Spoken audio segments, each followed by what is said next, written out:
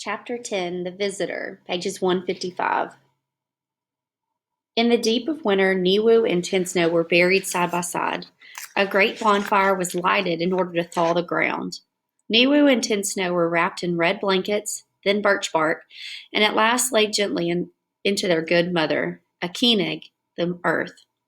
As soon as Day Day was better, he and Fishtail worked side by side constructing the grave houses for their loved ones. At the western end of each little house, they carefully framed a small window-like opening and built beneath it a shelf for spirit offerings.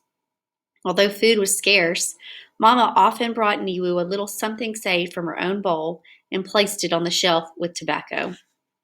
She stayed long in the cold, wrapped in her blanket, praying for her little boy. At the burying ground, there were many new graves. The winter was hard. As she sat talking to her child spirit, someone else almost always came near, added their tobacco, said a few words of comfort, and passed on to their own grieving. Omakaias got sick too, but not with smallpox.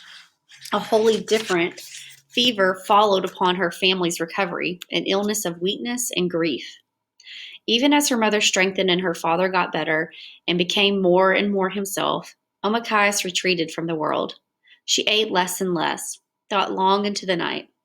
Often in her mind's eye, she saw Niwu's tiny moccasins, forlorn in the firelight as they sagged, tipped over when in his fever he kicked them off. He never wore them again in his short life. Her brother Pinch, however, more than recovered.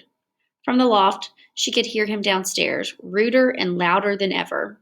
She heard her bird and egg scratching on the floor. She heard old Tallow come and go. She heard her grandmother singing an old song as she stirred something fragrant in the kettle. Gently, Mama called her from the base of the ladder. She heard this, but Omakaias kept her eyes closed. Food did not interest her. All she did was think of Niwu. She considered what she could have done to arrest the illness. Fed him more soup? Forced him to keep his moccasins warm on his feet? Taken him out, away into the woods? They lived alone with him until the smallpox had run its course. And Mama Omakaias worried about her too. She was so quiet and thin and so restrained. When she sat, she didn't just sit still. It was like she turned to stone. In her eyes there was such a deep and penetrating look of loss that Omakaias could not bear to see her at all. Angeline was some comfort, though still weak. She kept badgering old Tallow to bring her a mirror, but the old woman refused until one day Angeline screamed at her, shockingly, that she wanted to see herself.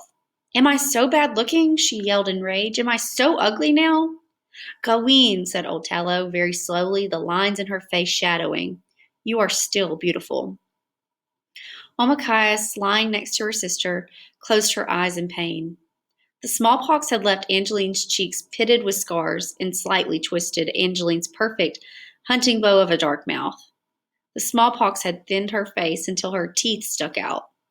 The smallpox, worst of all, had killed Angeline's tiny brother and the friend of her heart, Tinsnow. Pain and loss showed in deep furrows around her sister's mouth. The mirror came, a scrap of it anyway, and Angeline stared into it. Slowly her eyes filled.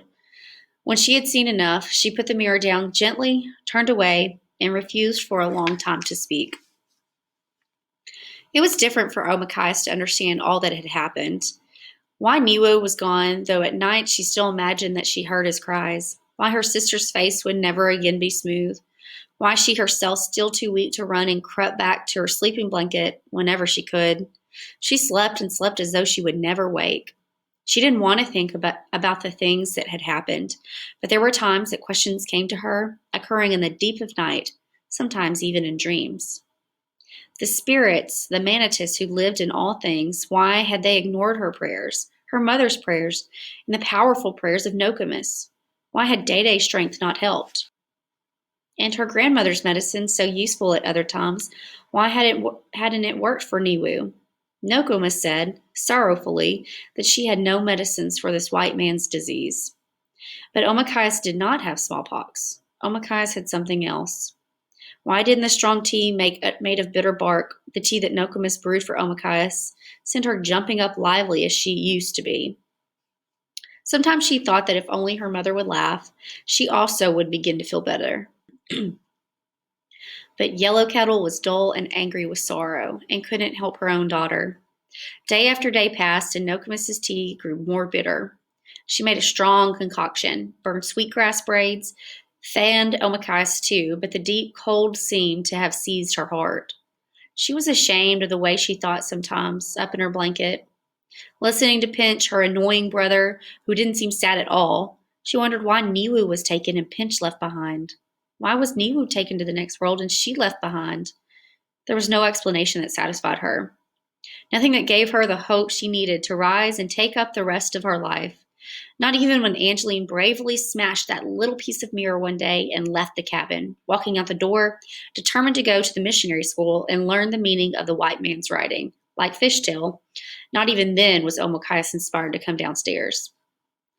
Nokomis sat with her, quilling through the whole day sometimes.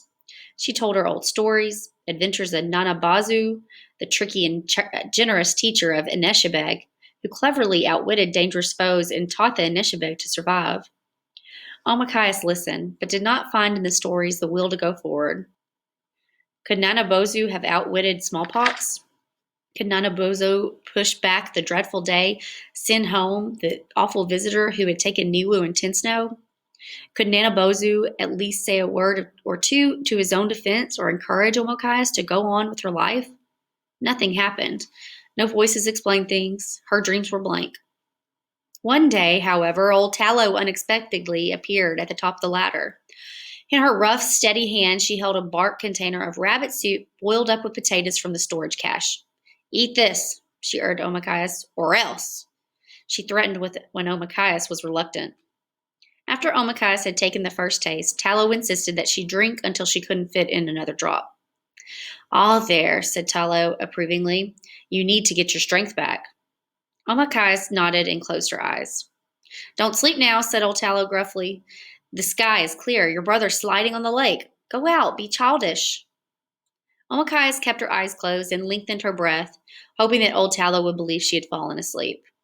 After a while, the old woman fell silent, though she continued to sit near Omakais, pondering what she would do next. Of course, she was suspicious. Omakais felt Tallow's gaze locked on her. After all, she was a hunter, used to waiting at dens of animals. If anyone could find a way to surprise Omakais back to life, it would be her. Omakais determined to outwait her, to crawl deeper and deeper into her dark burrow of sleep. Eventually, as though from far away, Omakais felt the tentative brush of Tallow's tough, creased palm and heard the rustle of her clothes as she got up and quietly left. At first, Omakais tried to think she had won, that she had outwitted old Tallow and made her impatient, as even the wariest animals often failed to do. But then the time stretched long. Omakais couldn't sleep. Her feet tingled to run. Energy from the rabbit soup flowed through her, and she drummed her fingers against the floor. She was stubborn, shut her eyes. Who was fooling whom, she wondered. The sun was shining brilliantly outside. Had she really bested old Tallow, and at whose expense? None other than her own.